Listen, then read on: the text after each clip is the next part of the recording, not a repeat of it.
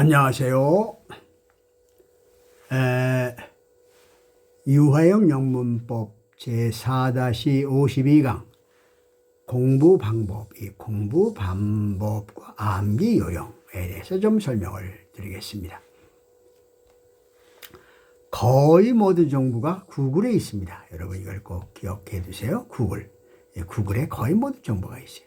없는 정보가 없습니다. 다만 영어를 아는 사람만이 그 정보를 자유롭게 이용할 수가 있어요. 뭐 구글에 한글로 된 정보도 있긴 합니다만은 압도적으로 영어를 알면은 거의 모든 정보를 알 수 있게 되죠. 그런데 영어를 대충 알아서 이용할 수 있을까요? 대충 알아서 할 수 없겠죠. 정확히 알아야, 영어를 문법적으로 확실히 알아야 이용할 수 있겠죠. 애국어로서 영어를 공부하는 데는 가장 효율적인 방법은 무엇일까요? 영문법을 공부하는 것입니다. 외국어로서. 그러니까 그 나라에 태어났을 때는 영문법을 공부하지 않아도 됩니다. 그러나 애국어로서, 그러니까 다른 나라에서 영어를 공부하실 때, 예를 들어서 한국 사람이 한국에서 태어나서 한국말에 익숙한데 이제 다시 애국어로서 영어를 공부하실 때는 문법을 공부하는 것이 최선이라고 생각합니다. 그 외의 방법이 없다고 생각합니다. 그리고 영어를 이제 애국에 나와서 공부하는 경우가 있죠. 본인도 이제 박사를 애국에서 했는데 애국에 나가면은 영어를 공부할 수 있는 그런 시간적 여유가 없습니다. 따라서 영어 공부는 한국에서 하는 것이다. 이런 꼭 기억해 두세요. 영어 공부는 한국에서 하는 게 아니에요. 애국에 나가서 하는 게 아니에요. 애국에 나가서 공부할 때는 영어 공부를 할 시간이 없습니다.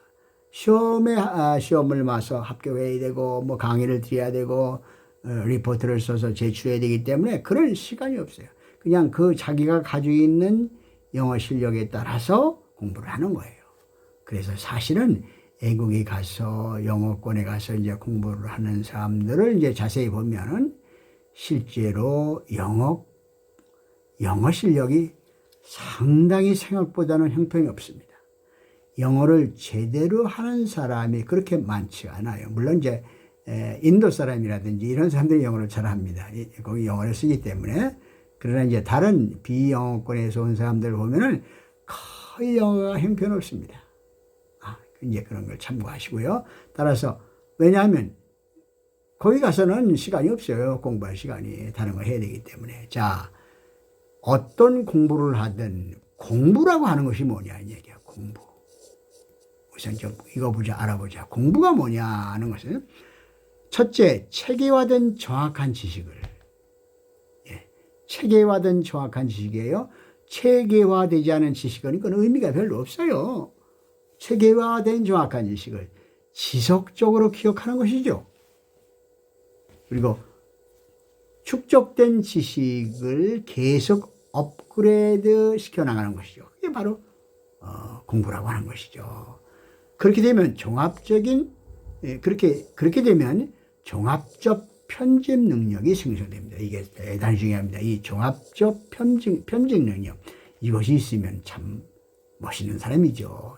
여러 가지를 계획을 세울 수 있고, 글도 쓸 수 있고, 책도 쓸 수 있고, 누굴 가르칠 수도 있고, 이 comprehensive editing ability라고 하는 이런 종합적 편집 능력이 생깁니다. 지식이 많으면 그렇다는 얘기예요.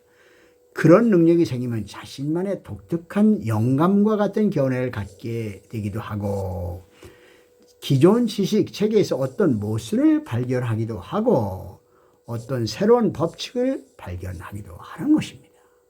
구체적으로 효율적인 공부 방법과 암기 요령을 한번 살펴보죠. 자, 첫째, 공부하고자 하는 내용을 분류하고 체계화하기, 이것이 대단히 중요합니다. 무슨 공부를 하든 공부하고자 하는 내용을 분류하고 비슷한 것끼리 나눠서 체계화시킨다. 우선 낱낱이 다른 여러 가지를 비슷한 것끼리 나누는 것이 필요하다. 이것을 분류라고 합니다. 클래시피케이션, 텍소노미라고도 하고요. 분류된 것을 연관성 정도에 따라 다시 정리해서 통일된 쉽고 종합된 것으로 만듭니다. 그것을 체계화라고 하는 겁니다. 시스터머타이제이션 이렇게 하죠. 자, 그런 체계화된 결과를 기록으로 기록으로 남기지 않으면 안 됩니다. 그걸 문자로 정리되지 않은 것은 거의 무의미해요. 왜냐하면 사람의 기억력이 없기 때문에, 제한이 되기 때문에 반드시 체계화된 어떤 지식은 문자로 남겨야 된다 하는 것입니다. 또 어떤 것을 이야기로 엮으면 이걸 스토리텔링이라고 하죠. 쉽게 기억되기도 하고, 또한 도표로 만들어서 정리하면, 도표나 그림으로 만들어서 정리하면 많은 도움이 되죠. 분류된 것을 문자, 스토리텔링, 도표로 전환 정리하는 말입니다. 체계화되지 않은 지식은 외우기도 힘들고 외웠다 하더라도 별로 도움이 안 되고 금방 또 잃어버립니다. 자, 예컨대 영어 단어의 팔품사 중에서 명사를 한번 공부할 때 예를 들어보죠. 명사는 다음과 같이 분류할 수 있죠. 첫째, 명사의 종류로, 또 보통, 집합, 군집, 고유, 물질, 추상 이렇게 분류할 수 있죠. 또 명사의 수, 명사의 격, 명사의 성 이렇게 분류할 수 있죠. 네 가지로 크게 분류할 수 있죠. 또 명사의 수는 단수, 복수. 그것은 규칙과 불규칙 변화가 있고, 명사의 격에는 주격과 소유격과 목적격이 있죠. 또 명사의 성에는 남성, 여성, 통성, 중성 이렇게 있습니다. 이렇게 명사를 체계화해서 정리해 둘 수 있죠. 이렇게 체계적으로 종합해서 전체를 이해한 다음, 이게 쉽진 않죠. 그러나 한번 요양영문법에서 공부해 보세요. 본인이 그렇게 체계화해 놨으니까요. 하나하나 공부해 나가는 말입니다. 즉 공부할 전체 중에서 어떤 것을 공부하고 있나를 이해하면서 공부하는 방법입니다. 아마 이것을 처음부터 초보부터 하기는 어려울 거예요. 아주 초보는 그냥 무조건 쭉 공부하고 쭉 반복하면서 이렇게 실력을 쌓아서 결국 이렇게 체계화해서 공부해야 된다 이런 얘기입니다. 체계화는 비단 공부할 때만 필요한 것이 아니에요. 직장생활 할 때는 아주 이게 체계화하는 사람은 이게 그 유능한 사람이라고 하는 겁니다. 가정생활이요? 유능한 아버지, 유능한 엄마가 되는 거예요. 체계화했을 때. 또 심지어 창고의 물품을 효율적으로 이용하는 데도 아주 필요하죠. 그렇습니다. 아마 쿠팡에서의 배달 같은 거 이게 체계화 안 되면 안 되죠. 자, 두 번째는 좋은 교재 선택입니다. 책이나 노트와 같이 문자화된 교재 없이 공부하는 것은 매우 이게 아주 중요합니다. 영상 강의만 가지고는 안 돼요. 영상 강의를 하는 그 기본 교재를 가지고 있어야 돼요. 요양영문법에서는 그것이 제공이 되고 있죠. 암기된 지식이라도 가끔 확인, 점검, 보완해야 기억이 유지 발전되는데 문자화된 교재가 없으면 기억에서 쉽게 사라집니다. 좋은 교재를 찾기가 쉽지 않으려 봅니다. 좋은 교재라는 내용이 아주 쉽게 분류 정리되어 체계화되고 도표 등으로 이미지화되어 있는 것이 좋은 교재다. 좋은 교재에도 그 분량에 방대하면 공부가 쉽지 않죠. 핵심 사항을 알기 쉽게 표현하는 교재를 찾기가 쉽지 않습니다. 영어 공부하는 데 요양영문법 자료를 이용하세요. 잘 체계화해서 정리를 해왔습니다. 또 화학을 공부하는 데는 대치동 유진용 화학의 단계별 교재를 검토해 보기 바랍니다. 유진용 원장이 직접 조선한 것입니다. 자, 이 유진용 원장은 본인의 둘째 자식인데 화학을 인강을 강의하는 사람입니다. 그리고 또 주말, 그러니까 토요일하고 일요일은 대시동의 유진용 화학이라고 하는 학원에서 또 오프라인 강의도 합니다. 모든 교재가 다 유진용 원장이 직접 조선한 것입니다. 자, 한번 보시면 도움이 될 겁니다. 그만한 교재를 찾기가 쉽지 않으리라 봅니다. 좋은 교재를 선택하는 것이 공부의 성패를 좌우하죠. 어떻게 정확한 기억을 유지할 것인가? 한 가지, 반복입니다. 반복뿐이 없어요. 근데 애우려고 애쓸 필요가 없어요. 여러분들 뭘 애우려고 하지 말아요. 그냥 반복해서 공부하다 보면 저절로 외워져요. 그러니까 많이 반복을 해야 되죠.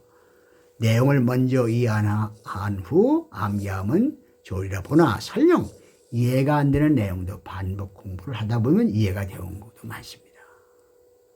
그리고 모든 것을 정확히 이해하기는 어렵죠. 그러니까 좀 이해가 안 되면 안 되는 대로 남겨놔야 되죠.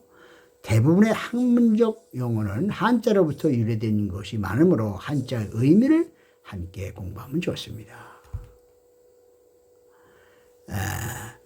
공부를 잘하는 사람이나 지식인은 항상 사전을 옆에 두고 이용합니다. 그러면 어떻게 반복 공부할까요? 본인이 공부한 경험 나누기. 본인이 공부한 경험을 말해 보겠습니다. 본인은 주로 1970년대에 공부한 사람이죠. 그러니까 아주 오래됐죠. 50년이 전에죠. 그때는 카세트 테이프가 있었어요. 다른 게 없어요. 카세트 테이프. 요새는 그게 없죠. 공부할 내용을 본인의 음성으로 녹음시켜서 읽으면서 동시에 들으면서 반복 공부했습니다. 지금은 테이프가 아니라 여러 가지 녹음 장치가 있어서 공부하기가 훨씬 쉽습니다. 처녀 영어 문장, 처녀되는 영문 문장, 주로 이제 영어 회화 문장인데 녹음하는데 약 1시간이 걸립니다. 자, 첫 문장을 하루에 수회 반복할 수 있다는 얘기입니다. 이런 거 잘 들어보세요. 본인이 공부한 성문 핵심 영어 참고서 본문을 녹음해 봤더니 1시간이 채 안 됐습니다. 그 기본 본문입니다. 설명 그런 게 아니고 50여 년 전에 본인이 그렇게 공부를 했습니다.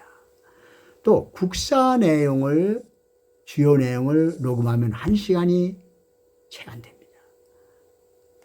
50여 년 전에 본인이 그렇게 했습니다. 그렇게 해서 안 될 것이 있을까요? 500여 페이지 되는 영문 원서는 한 하루 정도 되면 녹음이 됩니다. 카세테이프로 1시간짜리 카세테이프로 23시간, 24시간 정도 2, 3일이면 원서 한 권을 반복해서 읽을 수 있다는 얘기죠. 아니 23시간 카세테이프 23시간 녹음된 것을 2, 3일이면 집중해서 읽으면 원서 한 권을 읽을 수 있다는 얘기 아니에요. 본인이 유학 시절 박사 공부할 때 그렇게 했습니다. 어떤 분야든 반복을 하면 상당한 효과가 있습니다. 그런데 반복하기 어렵습니다. 영문법 책을 한번 보려고 해도 3개월 이상 걸리죠. 그런데 책을 본인 목소리로 녹음시킨 후 소리내어 읽으면서 동시에 들으면서 책을 보면 반복하기가 아주 쉬워집니다. 본인의 경험으로 50여 번 정도 반복하니까 거의 그 내용이 외워지다시피 했습니다. 자, 반복 공부는 상승 효과 작용이 있기 때문에 여러분이 상상하기 어려운 효과가 있는 것입니다. 신문지 두께를 50번 접으면 두께가 0.1mm 되는데 지구의 둘레를 2,800번 이상이나 도는 그만한 엄청난 두께가 됩니다. 이제 공식은 이겁니다. 그 얇은 신문지를 50번 접으면 그렇게 엄청난 두께가 되는데 여러분 이해하십니까? 자, 이것을 수학에서 기하급수라고 하는 거죠. 다단계인가 뭔가 하는 사람들이 속아서 큰 손해를 보는 것은 상식적으로는 이해하기 어려운 기적과 같은 일이 계산적으로는 가능하기 때문에 그렇게 속는 거예요. 그냥 한 달만 일하면 그냥 몇억 부자가 될 수 있다. 이런 상상이 나오는 겁니다. 계산적으로. 그래서 다단계에 빠지고 망하는 것입니다. 여러분 다단계 하지 마세요. 그건 실패에 성공할 수가 없어요. 자, 종교에서 기적이라는 것도 여러분 이걸 잘 들어보세요. 그런 측면에서 보면 가능한 것일 수도 있습니다. 어떤 심적인 강한 긍정적 충격을 받으면 우리 몸을 형성하고 있는 50조 개의 세포에서 또는 여러 몸속 미세기관에서 생체 조절 물질이 분비되어서 상호작용을 할 때 눈면 소경도 볼 수 있게 되고 아마도 보통 사람들이 죽었다 하는 그런 죽은 사람도 다시 살아날 수 있을 것 같습니다. 본인과 같이 과학을 하는 사람이 면밀히 검토해 봐도 전혀 불가능한 일이 아니라고 생각합니다. 이렇게 반복의 효과는, 반복과 상호작용의 효과는 상상을 훨씬 초월하는 어떤 결과를 냅니다. 자, 위에 제시한 그리고 본인이 실천해 본 방법으로 반복 공부해서 안 되는 공부 있을까요? 없습니다. 못할 것이 없습니다. 자, 단순해야 됩니다. 자, 대도지간 혹은 대도평이간명이란 말이 있어요. 큰 원리는 복잡한 것이 아니고 단순하다는 의미예요. 한 손에 있는 손가락이 5개인 줄 알면 그는 이미 진리가 무엇인가 아는 사람이란 말이 있어요. 이게 숭산 스님이 하신 말입니다. 세상 기본 원리는 복잡한 것이 아니에요. 단순하게 목표를 세우고 실천해봐요. 기적이 일어납니다.